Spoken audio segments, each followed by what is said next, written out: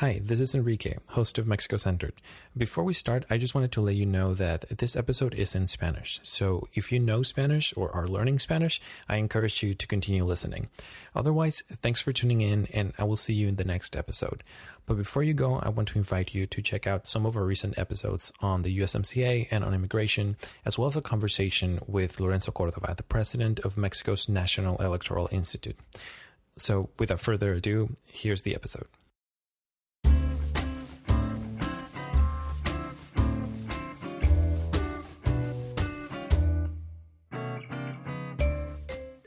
Hola, mi nombre es Enrique Quesada y esto es Mexico Centered, un podcast del Centro para los Estados Unidos y México en el Instituto Baker de Políticas Públicas de la Universidad de Rice.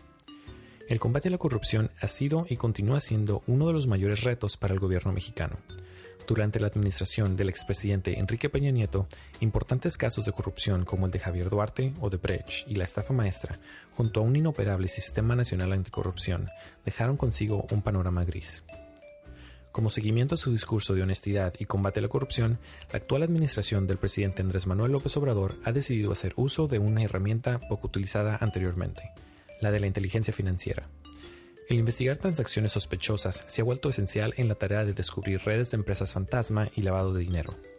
Entre 2018 y 2019, la Unidad de Inteligencia Financiera, conocida como la UIF, ha aumentado al doble el número de reportes de inteligencia presentados a la Fiscalía General de la República para investigar y procesar actos de corrupción perpetrados por exaltos funcionarios del gobierno y figuras privadas. ¿Cuál es la motivación del gobierno actual para utilizar la inteligencia financiera cuando antes no se utilizaba? ¿Por qué es este un método efectivo para combatir la corrupción? ¿Y en qué consisten estos reportes de inteligencia y cómo son utilizados dentro de los procedimientos judiciales por los fiscales y los jueces? Durante su visita al Instituto Baker, tuve la oportunidad de sentarme con Santiago Nieto para contestar estas y otras preguntas. Santiago Nieto es el director de la Unidad de Inteligencia Financiera de la Secretaría de Hacienda y Crédito Público. Entre 2015 y 2017 fue el titular de la Fiscalía Especializada para la Atención de los Delitos Electorales, FEPADE. En 2014 se volvió investigador en el Instituto de Investigaciones Jurídicas de la Universidad Nacional Autónoma de México, UNAM, y anteriormente fungió como magistrado en el Tribunal Electoral del Poder Judicial de la Federación. Aquí está mi conversación con Santiago Nieto. Doctor Santiago Nieto, director de la Unidad de Inteligencia Financiera, conocida como la UIF, de la Secretaría de Hacienda y Crédito Público, muchas gracias por aceptar la invitación para estar en el podcast. No, muchas gracias, Enrique. La inteligencia financiera como herramienta para combatir la corrupción e impunidad no es nueva en sí. Fue creada en el 2005 y además México ha sido miembro activo de diferentes organismos internacionales especializados en esta materia desde principios de este siglo. Sin embargo, lo que sí resulta novedoso en este caso es su empleo por parte de las autoridades actuales. La administración del expresidente Enrique Peña Nieto se caracterizó por la simulación. A pesar de que existían instituciones, se decidió no usarlas. En ciertos casos, prueba de ello es la estafa maestra, donde miles de millones de pesos circulaban entre dependencias públicas y universidades, y la UIF no detectaba nada o ninguna operación irregular o sospechosa. Pero en esta administración comenzamos a ver algo distinto, y ya platicó acerca un poco en el evento que tuvimos sobre los casos que se ven. Todo esto me lleva a la siguiente pregunta.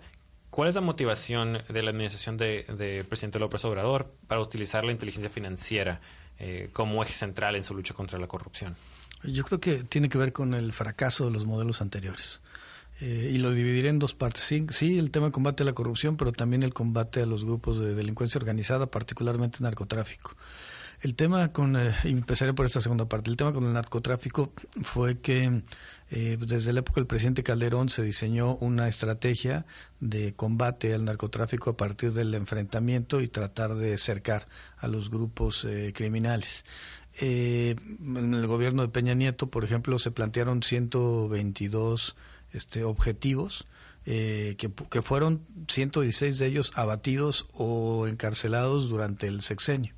Sin embargo, es decir, fue una práctica muy eficaz, pero no tuvo el impacto deseado por algo muy sencillo. No disminuyó la violencia y no disminuyó el narcotráfico, en virtud de que el enfoque, creo que era un enfoque inadecuado. ¿Qué sucedía? Al final del día, aunque sacaran un sicario de la calle o sacaran 10 narcomenudistas, mientras hubiera dinero para seguirle pagando a una siguiente generación, entonces esto no iba a terminar nunca. Por ello el presidente López Obrador, en este tema en específico, lo que está planteando es una estrategia de combate al narcotráfico a partir del debilitamiento de estructuras financieras, con el congelamiento de cuentas y el trabajo coordinado con las distintas agencias de Estados Unidos. En el tema de combate a la corrupción, la UIF tiene una mirada digamos relevante, tiene una perspectiva que permite ver todas las operaciones relevantes o inusuales del sistema financiero y de sujetos obligados por actividades vulnerables, desde notarios, corredores públicos, vendedores de arte, de joyas, de automóviles, desarrolladores inmobiliarios.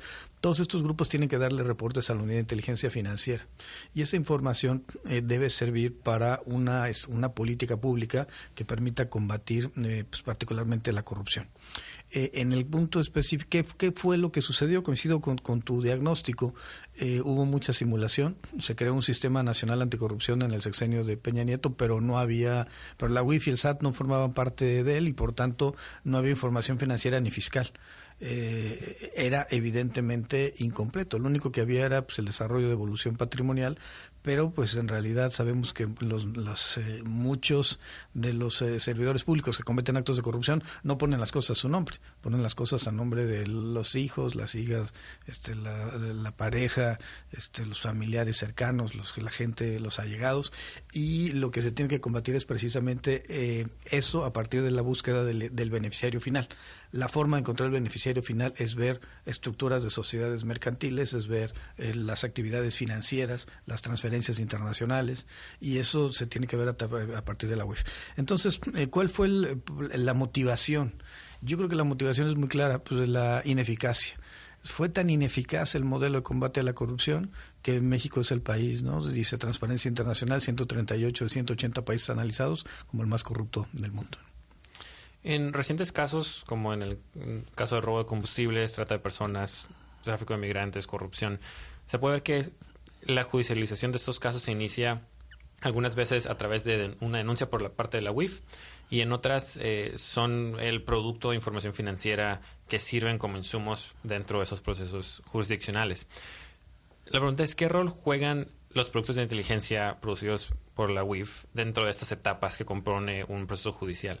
Porque una cosa es congelar, ¿no? Estas cuentas y otra cosa es seguir el proceso. El proceso, bueno, sí, el congelamiento de cuentas es una medida precautoria, medida cautelar, lo señaló la Suprema Corte, y tiene como finalidad que el recurso no siga fluyendo en el sistema financiero para afectar a la ciudadanía. Pero lo verdaderamente trascendente al final tiene que ver con la denuncia. Entonces la Unidad de Inteligencia Financiera trabaja por dos vías. La primera es, de nuestra base de datos se empiezan a encontrar alertas y con las alertas se generan casos y se presenta la denuncia. Ahí la nota de inteligencia sirve como fundamento para la generación de una denuncia que tiene que ser después analizada por el Ministerio Público, y el Ministerio Público deberá recabar la información que considere necesaria. En ese sentido, pues nuestras notas de inteligencia se convierten en un insumo, en una prueba que es un dato de prueba que los propios analistas de la unidad en ocasiones son llamados a comparecer ante los juzgados para explicar cómo se obtuvo esa información, cuál es el sistema informático que tiene la unidad de inteligencia financiera para acreditar su veracidad, y también pues para como una especie de actuación pericial señalar el contenido del dictamen y a las conclusiones a las que se llega para señalar que eso es un lavado de dinero. Por otro lado, la PGR, de una manera, la Fiscalía General de la República, las fiscalías o procuradurías locales, la Secretaría de la Función Pública, pueden solicitar información a la UIF, y la UIF proporciona las notas de inteligencia que utilizan estas instancias para efecto de fincar responsabilidades penales o administrativas. Nuevamente puede ahí darse el caso o no de que los jueces llamen a los funcionarios de la UIF para ratificar los dictámenes que se han presentado, pero lo importante es que incluso ya en un ámbito electoral, el Tribunal Electoral del Poder Judicial de la Federación recientemente dictó una sentencia en donde reconoce a las notas de inteligencia de la UIF como una documental pública y les da valor probatorio. En el caso electoral pleno, en el caso penal, pues dependerá del valor que le quiera dar el juez. Pero son herramientas que pueden estar al alcance de las autoridades para poder enjuiciar casos de lavado de dinero o de cualquiera de sus delitos predicados. En relación con esto, se busca entonces que esta inteligencia financiera sea de utilidad para aquellos que son encargados de llevar el caso a juicio, ¿no? Por lo tanto, supongo que deben tener cierta fluidez con esta información. De otra manera, pues resulta de poca ayuda o incluso contraproducente. Y ya comentó un poco acerca de eso, pero ¿usted cree que los fiscales y los jueces tienen la preparación necesaria para traducir estos productos de inteligencia financiera dentro de estos procedimientos judiciales? Y si no es el caso, ¿cuál sería su recomendación? Bueno, creo que es una gran pregunta y es un tema muy importante para desarrollar. La unidad de inteligencia financiera, y quisiera empezar con esto, trabaja a partir de un sistema informático, evidentemente. Entonces, se trata de una serie de software, una base de datos muy importante, más de 500 millones de datos. Lo que hacen las matemáticas de la UIF es generar modelos de riesgo, y lo que hacen los financieros es determinar ciertas características para ver si una actividad financiera puede ser o no de lavado de dinero. En ese contexto, hay que ver que la parte, digamos, jurídica es la parte final del procedimiento. No tiene que ver con la recepción ni con el análisis de la información. Eso lo hacen financieros, lo hacen economistas, lo hacen los propios matemáticos actuarios cuando diseñan los modelos de riesgo, y ya después ese producto pasa, sí, ahora sí, abogadas para la presentación de las denuncias y el bloqueo de las cuentas. Pero hay que, digamos, entender la naturaleza de la unidad de inteligencia financiera y pues la importancia que finalmente tiene el conocimiento de la evolución patrimonial de un servidor público, del tipo de transferencias internacionales, de cómo funciona el sistema financiero y sus controles, y esto pues no necesariamente las abogadas y los abogados lo van a tener con claridad. Entonces se trata de traducir este lenguaje financiero en lenguaje jurídico penal para la presentación de las denuncias, pero sí es importante que los ministerios públicos y los jueces se vayan especializando. ¿Qué problema tenemos en México? Que en realidad pues hay poca especialización en materias. Evidentemente los jueces a nivel federal hay jueces penales, hay jueces civiles, hay jueces laborales, jueces administrativos, y dentro del sistema penal pues en realidad a un juez lo mismo puede estar viendo un asunto de delitos contra la salud que un asunto de peculado electoral o de compra y coacción del voto o de cohecho de un servidor público. Entonces creo que esta parte del lavado de dinero sí va a requerir especialización por parte de los jueces que se dedican exclusivamente al análisis de casos de lavado de dinero con sus delitos predicados. Al final del día, el lavado de dinero es el incorporar, colocar dinero en el sistema financiero que es obtenido de forma ilegal, y por tanto hay que acreditar que el dinero se obtuvo de forma ilegal a partir de la trata, el tráfico de drogas, el tráfico de armas, tráfico de órganos, tráfico ilegal de migrantes, cohecho, corrupción, enriquecimiento ilícito, cualquiera de estas modalidades. Por eso yo creo que es muy importante que el Ministerio Público se especialice, y segundo, que los jueces se especialicen. Y vuelvo al tema del Ministerio Público. Hay dos temas que creo que en México tenemos todavía pendientes: la generación de un servicio civil de carrera de ministerios públicos. En este momento pues en realidad es inexistente, aunque el 30% de las personas están en el servicio civil de carrera del Ministerio Público. En realidad pues no hay exámenes periódicos, no hay una carrera que se puede ir desarrollando, y hoy tenemos un problema de que los contratos se van renovando cada 3 meses, lo cual afecta a la autonomía institucional. Y por otro lado, el tema del lavado de dinero, a pesar de que hay una fiscalía especializada en lavado de dinero dentro de SEIDO, una unidad de lavado de dinero, también tenemos casos que se están llevando en la unidad de asuntos fiscales y financieros. Si el asunto es de trata más lavado, se ve en un área que se llama FEBINTRA. Si el asunto es electoral y financiamiento ilícito de las campañas, se ve en FEPADE. Si es de anticorrupción, se ve en la Fiscalía Anticorrupción, cuando en realidad lo que necesitaríamos es tener una unidad de investigación. Es decir, juntar todas estas partes del problema y empezar a ver el fenómeno como un fenómeno delictivo. Más allá del lavado de dinero en una operación en particular, habría que ver cómo funciona toda la estructura del grupo delincuencial que está lavando dinero proveniente de cualquiera de estas actividades.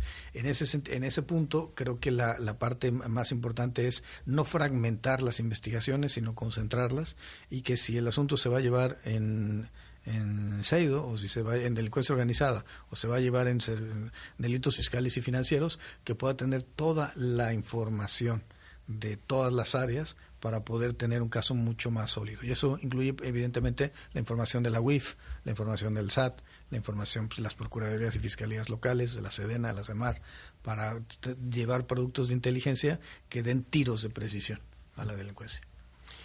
En diferentes notas periodísticas se aprecia que en muchos casos donde participa la UIF se inician a petición de instituciones internacionales, en especial estadounidenses como son la DEA y la Oficina de Control de Activos Extranjeros del Departamento del Tesoro de los Estados Unidos, conocido como FAC.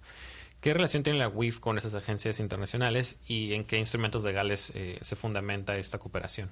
Bueno, es muy importante. Nosotros tenemos como fundamento, México suscribió la Convención de Palermo, la Convención de Viena, la Convención de Mérida en materia de corrupción, y esto nos permite, no solamente generó la creación de la Unidad de Inteligencia Financiera y la adscripción de México al GAFI, sino generó una serie de compromisos de naturaleza internacional de cumplir las 40 recomendaciones de GAFI. En ellas se encuentra el intercambio de información con otras unidades de inteligencia financiera, de manera formal y de manera informal, y la obligación, por ejemplo, de decomisar bienes e instrumentos del delito. Particularmente lo que toca a la UIF es el congelamiento de cuentas, y ya el Ministerio Público tendrá que asegurar y el juez tendrá que decomisar en última instancia. Pero la relación con Estados Unidos tiene que ver con estos acuerdos de carácter multilateral, pero también con la celebración de memorándums de entendimiento con varias de las agencias y bueno, también con la práctica cotidiana de acercamiento a partir de la generación de task forces.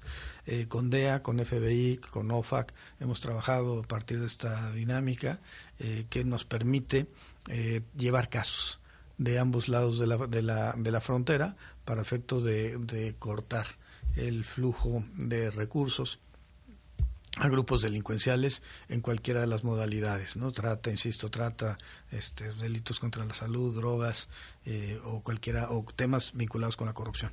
Pues la relación ha sido muy estrecha, particularmente con OFAC, con el Departamento del Tesoro. Hemos trabajado de manera coordinada para generar las dos últimas listas, por lo menos, una vinculada con corrupción política y tráfico de drogas del Cártel Jalisco Nueva Generación, y la otra vinculada con el caso de México-Venezuela, en donde se lavaba dinero el gobierno de Venezuela en México a partir de la compra de alimentos de baja calidad nutricional o echados en descomposición, que eran llevados y revendidos a un precio alzado a la población venezolana que sufría de hambre. Entonces, digamos, la relación es una relación muy estrecha. Semanalmente tenemos reuniones de seguimiento de casos, y particularmente de uno y otro lado de la frontera estamos con la idea de que necesitamos judicializar para efecto de que haya sanciones a las personas que han generado este tipo de conductas que están lesionando a la sociedad mexicana y a la norteamericana. Anteriormente mencionó el Sistema Nacional Anticorrupción, y existe una iniciativa para modificar la ley general de este sistema para incorporar la UIF a dicho sistema. Por lo que escuché, estaría a favor de que se hiciera esto, pero no creo que la pluralidad de instituciones que ya integran el Sistema Nacional Anticorrupción ha sido una de las causas por las cuales este sistema no está dando los resultados esperados. Dos cosas. Yo creo que ¿por qué no funciona el Sistema Nacional Anticorrupción? Primero, porque está incompleto.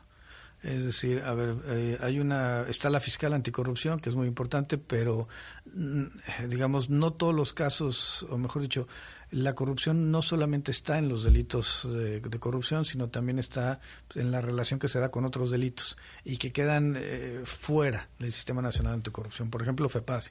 La corrupción empieza en los delitos electorales, cuando el narcotráfico financia las campañas, cuando los empresarios financian campañas a cambio de tener contratos futuros, cuando se desvían recursos públicos en peculado electoral hacia las campañas. Y toda esta parte está ajena al Sistema Nacional Anticorrupción, a pesar de que ser un germen importante de la corrupción. La UIF y el SAT pues, no forman parte de la misma, e insisto, pues no hay información fiscal y financiera que le pueda servir al sistema. Y tercero, la verdad es que apenas se está iniciando la gestación de una plataforma nacional digital que permita interconectar las bases de datos. Creo que aquí la parte central tiene que ver con eso. No, más allá de que haya un órgano colegiado donde se integren más personas a votar, yo no soy de esa idea. Yo creo que no tiene que ser la UIF una instancia que tenga derecho al voto, sino más bien pues, simple y sencillamente derecho a voz para poder trabajar en generación de políticas públicas y en la generación de casos en el seno del Sistema Nacional Anticorrupción, pero sí la idea de que las bases de datos se comuniquen. Entonces, mientras tengamos esa posibilidad de fluidez de información que permita generar mejores casos, el sistema se fortalecerá. Hasta el gobierno de Peña Nieto, pues el sistema fue un modelo, por muy buena intención que tuvieran los comités de participación ciudadana o el comité de participación ciudadana, por muy buena intención que hubiera de varios de los integrantes del modelo, mientras no se llegue a casos y a mandar mensaje a la sociedad, en realidad el sistema será un sistema fallido. Creemos pero hay que apostar por los diseños institucionales. Más allá, insisto, de la discusión o si se forma parte o se está en una mesa para tomarse la fotografía, creo que lo importante es los datos, la información y el flujo y la generación de casos para generar responsabilidades administrativas y responsabilidades penales y, por supuesto, extinguir el dominio de las personas que hayan cometido un acto de corrupción. Finalmente, usted ha sido magistrado electoral y también fiscal o titular de la FEPADE. Es decir, que ha estado del lado donde se resuelve el caso y del lado del que acusa, ¿no? dentro de un juicio. Ahora está del lado donde se crea información que se utiliza para seguir un juicio. ¿Cómo le ha servido esta experiencia como magistrado, como fiscal, para su actual responsabilidad? Bueno, es un tema interesante. La verdad es que, primero en cuanto a la materia, evidentemente a mí me tocó trabajar en la parte administrativa, jurisdiccional y penal electoral del sistema electoral mexicano. Pero yo salgo de la responsabilidad de FEPADE por estar investigando el caso de Odebrecht en un enfrentamiento muy fuerte con el gobierno de Peña Nieto. Pero el delito de lavado de dinero es un delito equiparable al financiamiento ilícito a las campañas electorales. Es la misma conducta, con modalidades distintas evidentemente, pero así como el dinero es obtenido de forma ilícita y se lava a partir de su introducción al sistema financiero, así también tenemos el desvío de recursos públicos o la incorporación de recursos de la delincuencia organizada que se incorporan a las campañas electorales para efecto de lavar un dinero que tiene una fuente ilícita. Entonces es un delito equiparable y eso me permitió llevar las técnicas de la Fiscalía al análisis por parte de la Unidad de Inteligencia Financiera para efecto de enfrentar la problemática. En el sexenio de Peña Nieto se buscó una dinámica inversa. Se llevó a gente de la UIF a la Procuraduría General de la República con la idea de que como se sabía de lavado de dinero, era fácil pues ya trasladar los temas a la responsabilidad penal en la PGR. Sin embargo, hay un tema, digamos, de debilidad conceptual en ese modelo. En realidad lo que tiene la Unidad de Inteligencia Financiera son bases de datos y entonces tiene información financiera que tiene que traducirse al lenguaje penal. Por tanto, lo que tiene que hacer la UIF es desde la propia UIF generar denuncias, bloqueos de cuentas que tengan un enfoque penal, es decir, una argumentación jurídica basada en lo que quiere ver el juez, y el juez quiere que se acrediten los elementos subjetivos normativos de los tipos penales. Entonces yo creo que la dinámica de este gobierno es la inversa. En vez de llevarse gente a la UIF que supiera de sistemas computacionales para irse a la parte de la Procuración de Justicia, fue al revés, gente que veníamos de la Procuración de Justicia, llegamos a la UIF para efecto de ya llevar armados los casos, no con una perspectiva financiera, sino con una perspectiva penal para poder incrementar el número de denuncias.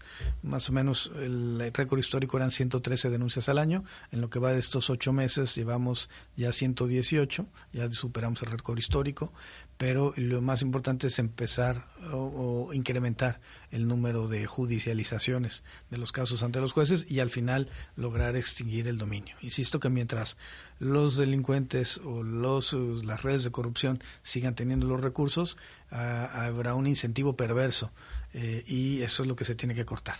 La mejor forma de combatir la delincuencia es golpear sus estructuras financieras. Doctor Santiago Nieto, muchísimas gracias por contestar estas preguntas. No, muchas gracias, Enrique, por la invitación.